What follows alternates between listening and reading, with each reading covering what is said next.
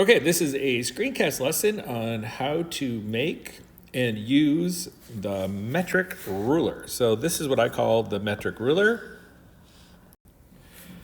Okay, so as I was saying, this is what I call the metric ruler. And it's a device that you can use in any assessment, any assignment, any work that involves converting metric measures, okay? So to make your metric ruler, find some cardstock or firm paper. I made mine with the dimensions of something like 5 centimeters by 20 centimeters. And you can make yours any dimensions you want. Just keep in mind you want to make it big enough that you can use it, and also not so large that you can't easily store it in your 3-ring binder. So I can see here I already drew in the middle what we call our base units, okay? And our base units are m meters for distance or length, liters for liquid volume, and little g grams for measuring mass of an object, okay? Now, the first thing you're going to do is write down the prefixes, and the ones that we'll most commonly use are deci, 1/10, centi, 1/100th, and milli, 1,000. And that would be, again, a tenth, a hundredth, or a thousandth of a meter, a liter, or a gram.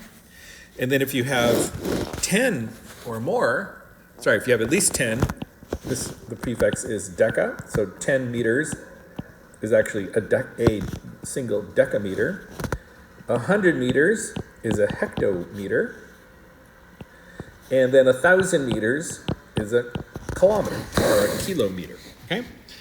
Now, once you have marked the 6 prefixes on your card, along with the base units down the middle, you're basically done with the construction of the card, okay? So I'm going to erase these measurements here, just to give us a little more space for actually using the card. Now there is the option, if you're in the classroom, you'll see that I have provided string, and if you want, you could punch a hole in and then put a little piece of string through it, and you can make yourself a little lanyard there. Might make it easier to hang on to or latch it into your binder, okay? All right, so how does it work? Well, there's just really basically 2 rules here. Remember that each of these prefixes is a change in 10 base 10.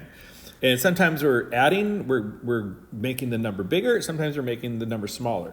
And that's kind of the trick. Sometimes I hear students say, like, do we divide, do we multiply, do we divide by 10, multiply by 10? And the thing about the metric ruler is it kind of takes that step out. And then if you use it enough, I think after a while, you start to just kind of intrinsically understand your conversions, and then you don't need the metric ruler anymore, okay? But basically the rules are this. Remember, each prefix, each movement from here to here is a decimal place. So what I mean by that, if we had 0.1 millimeters and we were converting that to centimeters, we just moved 1 decimal space to the left.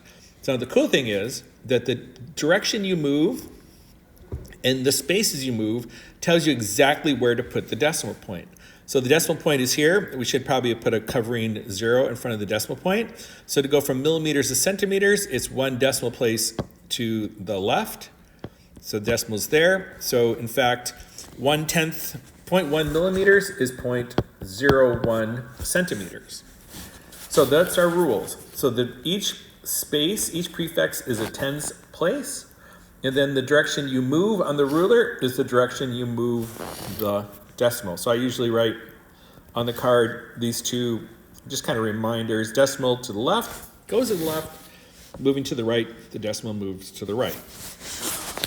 All right, let's do a couple little conversions here. So what if I said, okay, convert 4.71 kilometers to meters, okay? Now, a lot of us probably are thinking, okay, there's 1,000 meters in a kilometer, so this number must get bigger. I wonder how much bigger. So you probably realize you're basically gonna multiply by 1,000.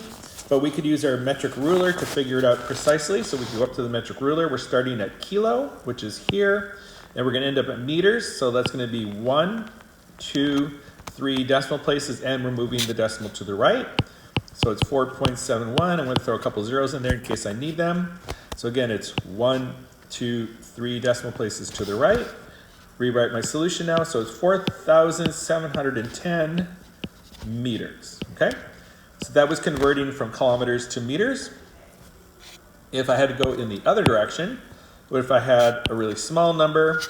What if it was something like, what if I have, let's say, 589.6 centimeters? How many hectometers is that? I have no idea why you would ever need to make that conversion. But anyway, if you did, let's clean this up here a little bit. Get rid of some of this.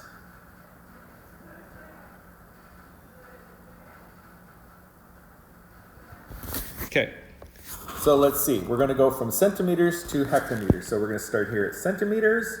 We're going to end up here at hecto.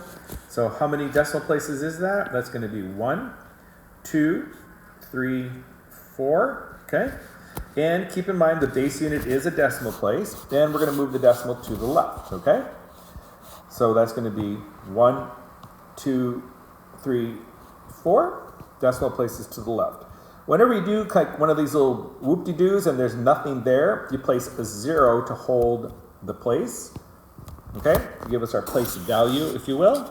So it looks like 589.6 centimeters is 0.05896 hectometers. Looks like it's 5,896 10,000th of a hectometer, if you want to read that number. Okay? All right, well, I hope that helps out how to make the metric ruler and how to use the metric ruler. Remember, you can now use this device on any assessment this year in grade 8 science.